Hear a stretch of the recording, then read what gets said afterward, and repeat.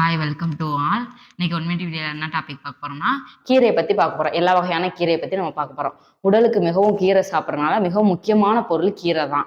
இதுல நம்ம உடலுக்கு தேவையான வைட்டமின், இரும்பு சத்து, புரதம், தாது பொருள் இந்த மாதிரியான ஊட்டச்சத்துக்கள்லாம் அதிகமாவே இருக்கு. நம்ம உடலையும் சீராக வைக்கிறதுக்கு இந்த கீரை நமக்கு உணவா பயன்படுது.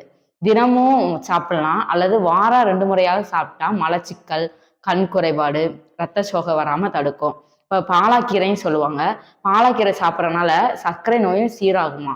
முளைக்கீரைன்னு சொல்றாங்கல்ல, அந்த முளைக்கீரை சாப்பிட்டா குழந்தைகளுக்கு வளர்ச்சிக்கு நல்லதாம். அகத்திக்கீரைன்னு சொல்லுவாங்க. அகத்திக்கீரை சாப்பிட்டா நம்ம உடல்ல இருக்க சூட்டெல்லாம் குறைச்சு வயிற்று புண்ணையும் ஆத்துமா. தண்டங்கீரைன்னு சொல்லுவாங்க. தண்டங்கீரை நம்ம உடல்ல உள்ள புண்ணெல்லாம் ஆற்றும். மலச்சிக்கலையும் போக்கும். வல்லாரக்கீரைன்னு சொல்லுவாங்க. குழந்தைகளுக்கெல்லாம் வல்லாரக்கீரை கொடுத்தா நல்ல ஞாபக சக்தி அதிகரிக்கும். அரைக்கீரைன்னு சொல்லுவாங்க. அரைக்கீரை சாப்பிட்றதுனால ஆண்மை பெருகும்.